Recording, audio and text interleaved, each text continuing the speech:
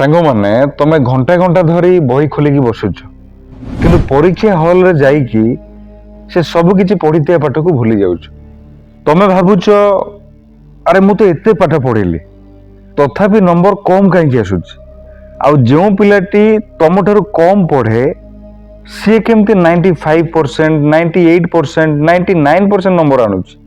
କ'ଣ ସେମାନଙ୍କ ପାଖରେ କୌଣସି ଯାଦୁ ଅଛି? ନା, ସେମାନଙ୍କ ପାଖରେ ଅଛି ସଠିକ୍ ପଢିବାର ଟେକ୍ନିକ୍।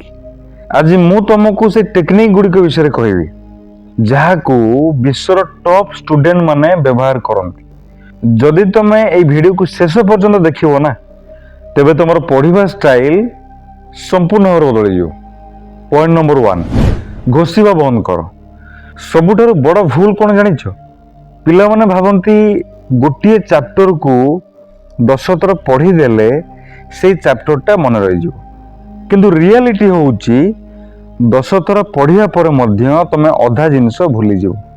କାରଣ ବ୍ରେନ୍ ରିଡିଂ ଠାରୁ ବେଶୀ ରିକଲ୍ କରିବାକୁ ପସନ୍ଦ କରେ। ସେଇଥିପାଇଁ ପଢିବା ପରେ ବହି ବନ୍ଦ କର ଆଉ ନିଜକୁ ପଚାର କି ଆଜି ମୁଁ କ'ଣ ପଢିଲି। ଯଦି କହିପାରୁଛ ତାହେଲେ କିଛି ଶିଖିଛ, ନହେଲେ କେବଳ ଦେଖିଛ। Point number 2, active recall. ଏହା ଟପର ମାନଙ୍କ ସିକ୍ରେଟ ୱେପନ୍। ପଢିବା ପରେ ନିଜକୁ ପ୍ରଶ୍ନ ପଚାର, ଯେମିତି ଏଇ ଡେଫିନେସନଟା କ'ଣ, ଏଇ ଫର୍ମୁଲାଟା କ'ଣ, ଏଇ ଡାଇଗ୍ରାମଟା କେମିତି ହୁଏ। ଯେତେବେଳେ ବ୍ରେନ୍ ଉତ୍ତର ଖୋଜିବାକୁ ଚେଷ୍ଟା କରେ ସେତେବେଳେ ମେମୋରି ବହୁତ ଷ୍ଟ୍ରଙ୍ଗ ହେଇଯାଏ। Point number 3, ସ୍ପେସ୍ଡ repetition. ଗୋଟେ ଚାପ୍ଟରକୁ ଗୋଟିଏ ଥର ପଢିବା ହବନି, କିନ୍ତୁ ପ୍ରତିଦିନ ସେଇ ଚାପ୍ଟରକୁ 2 ଘଣ୍ଟା ମଧ୍ୟ ପଢିବା ଦରକାର ନାହିଁ।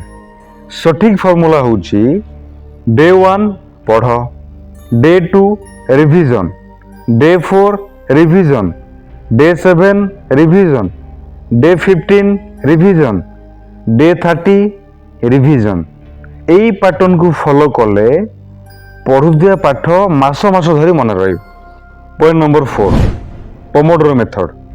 ଅନେକ ଛାତ୍ରଛାତ୍ରୀ ଭାବନ୍ତି 6 ଘଣ୍ଟା ଏକାଥରେ ପଢିବେ, କିନ୍ତୁ 30 ମିନିଟ୍ ପରେ ମୋବାଇଲ ଧରି ଦିଅନ୍ତି। ଏହାର ସଲ୍ୟୁସନ ହେଉଛି 25 ମିନିଟ୍ ଷ୍ଟଡି, 25 ମିନିଟ୍ ବ୍ରେକ୍। ଏହାକୁ 4 ଥର ରିପିଟ୍ କରନ୍ତୁ, ତାପରେ 20 ମିନିଟ୍ର ବ୍ରେକ୍ ନିଅନ୍ତୁ। ଏହା ତୁମର ଫୋକସକୁ 2 ଗୁଣା କରିଦେବ। Point number 5, mobile addiction. ସତ କୁହ, ପଢିବା ସମୟରେ ତମେ କେତେ ଥର ମୋବାଇଲ ଚେକ୍ କର?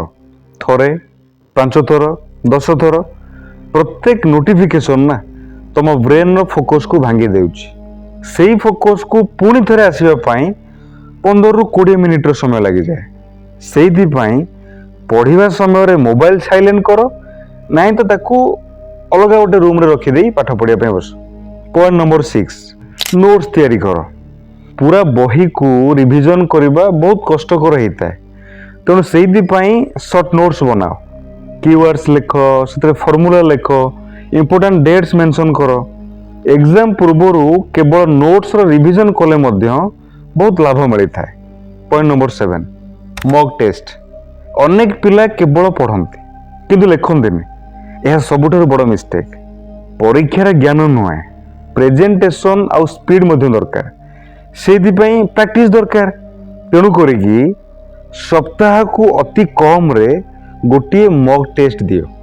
ସାଙ୍ଗମାନେ, ଗୋଟିଏ କଥା ମନେ ରଖ, ତମ ପରିବାର ସକାଳୁ ସନ୍ଧ୍ୟା ପର୍ଯ୍ୟନ୍ତ ପରିଶ୍ରମ କରୁଛନ୍ତି କେବଳ ଏଇଥିପାଇଁ ଯେ ତମେ ନିଜ ଜୀବନରେ ସଫଳ ହୁଅ।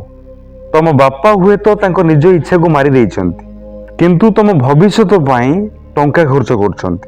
ତମ ମା ନିଜ କ୍ଳାନ୍ତିକୁ ଲୁଚେଇ ତମ ପାଇଁ ଖାଇବା ବନାଉଛନ୍ତି, ଆଉ ତମେ ଗୋଟିଏ ମୋବାଇଲ ସ୍କ୍ରିନ୍ ପାଇଁ ନିଜର ଫ୍ୟୁଚରକୁ ନଷ୍ଟ କରିଦେବ? ନା, ଆଜିଠାରୁ ନୁହେଁ।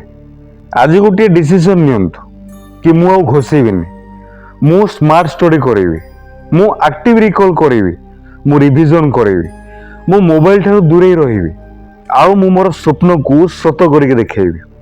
ମନେ ରଖ, ଟପର ଆଉ ଆଭରେଜ ଷ୍ଟୁଡେଣ୍ଟ ମଧ୍ୟରେ ପାର୍ଥକ୍ୟ ଇଣ୍ଟେଲିଜେନ୍ସରେ ନୁହେଁ, ହାବିଟରେ ଥାଏ।